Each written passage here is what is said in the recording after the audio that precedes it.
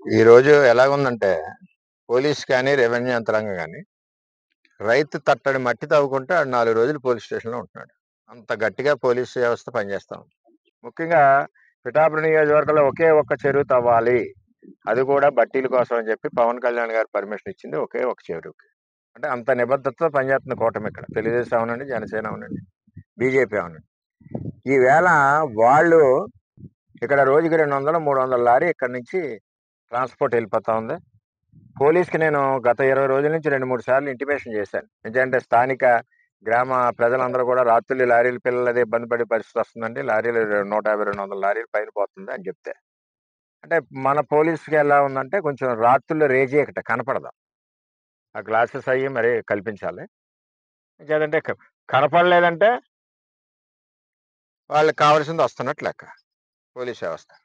పవన్ కళ్యాణ్ గారు కూడా చెప్పారు వ్యవస్థ మారాలి, పోలీస్ వ్యవస్థ అని ఆయన కూడా చెప్పారు. చెప్పే కూడా వీళ్ళకి అసలు భయం భక్తిగా రెండు కూడా లేవు.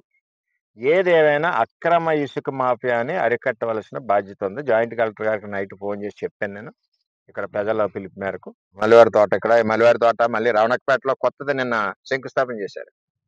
సాయంత్రం నిన్న అన్ని గీరిశేషాలతోటి రాత్రి బాగా శంకుస్థాపన అయింది. అక్కడ ఇంకొక స్పాట్ పెట్టి ఇంకో ర్యాంప్ పెట్టారు అన్నమాట. ఈ ఇసుకని తీసుకెళ్లి ఒరిజినల్ ఇసుకలో కలిపేసి ఒరిజినల్ ఇసుక రేటుకి దీన్ని బిల్డింగ్ని పెడతారు. అందుకనే కాకినాడలో 2-3 అపార్ట్మెంట్లు కూడా పడిపోయాయి. ఈ విధమైన ఈ మాఫియాని అరికట్టవలసిన బాధ్యత పోలీస్ యంత్రాంగం ఉంది. చట్టం ఉంది, రాత్రులు తవ్వకూడదని ఒక చట్టం ఉంది. రెవెన్యూ యంత్రాంగాన్ని ఇద్దరిది కూడా. నిన్న రెవెన్యూ యంత్రాంగం స్పందించారు.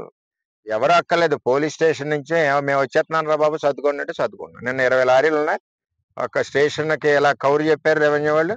సెకండ్లో లారీలు ఇక్కడి నుంచి పోయినాయి, జేసీపీ మిగిలింది ఇక్కడ. అంటే ఈ విధంగా వ్యవస్థ ఉంది. ఎందుకు చేయలేకపోతున్నారు?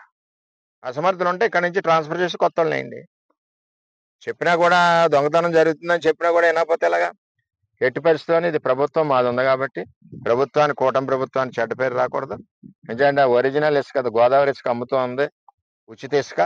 ఇప్పుడు ఆ ఇసుకలు వీళ్ళు మిక్స్ చేసి ప్రభుత్వానికి చెడ్డ పేరు వచ్చే విధంగా పనిచేస్తున్నారు. వైసీపీ నుంచి వచ్చి ఏ ముసుగేసుకున్నా ఆడు వైసీపీ పార్టీకి అడ్వాంటేజ్ జరిగే పనులు చేస్తాడు. ఆ పార్టీకి మంచి పేరు వచ్చే పని ఇది. కూటమి ప్రభుత్వానికి చెడ్డ పేరు వచ్చే పని ఈ అక్రమ తవ్వకం. ఈ అక్రమ తవ్వకం కూటమికి చెడు, వైసీపీకి మంచి పేరు. ఆ విధంగా వాళ్ళ యొక్క వ్యాపారాలు చేసుకోవడం గురించి ముసుగు తగిలించుకున్నారు. అలాగే కొడవల్లో కూడా మొదలైంది. వైసీపీ టైంలో, గవర్నమెంట్ టైంలో తెలుగుదేశం, జనసేన, బీజేపీ 3 నెలల ధర్నాలు చేశారు. అక్కడ టెంట్లు వేసుకుని చేసాం. ఇప్పుడు వాళ్ళు మళ్ళీ స్టార్ట్ చేస్తున్నారు. ఎలా స్టార్ట్ చేసేస్తున్నారో మాకు అర్థం అవట్లేదు.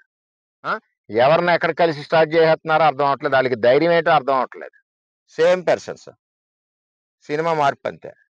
ఎందుకంటే అప్పుడున్న జనమే ఇప్పుడు మళ్ళీ ముసుగేసుకుని మళ్ళీ ఈ కార్యక్రమాలన్నీ మొదలు పెడుతున్నారు. కాబట్టి ఎట్టి పరిస్థితుల్లో అరికట్టాలి. అరికట్టిన పరిస్థితిలో వాళ్ళ డిపార్ట్మెంట్కి నేను హెచ్చరిస్తా ఉన్నా. ఇందులో తెలుగుదేశం పార్టీ పేరు కానీ, మా పేరు కానీ చాలా మంది బయట మాట్లాడుతున్నారు. ఎక్కడ చెప్పినా సరే తీసుకెళ్లి బొక్కలేసి తోలు తీసేయండి. ఇటువంటి అక్రమ కార్యక్రమాల్లో తెలుగుదేశం పార్టీ ఎక్కడా ఉండదు. ఈ కూటమికి వచ్చి చెడ్డ పేరు వచ్చి పనుల్ని మీరు కంటిన్యూ చేస్తున్నారంటే పోలీస్ వ్యవస్థ ఒకసారి దృష్టి పెట్టుకోండి. ఇంకా మీరు ఇలా చేయని పరిస్థితిలో స్టేషన్ దగ్గరగా వచ్చి నిలదీసే పరిస్థితి వస్తుంది. అది కూడా తొందరలో చెప్తున్నాం. ఇది కూడా పైన అధికారుల దృష్టిలో పెడతాం. ప్రభుత్వం మాదే ఉంది కాబట్టి ఎట్టి పరిస్థితుల్లో చర్యలు తీసుకుని దీన్ని అరికడతామని కూడా తెలియజేస్తున్నాం. గతంలో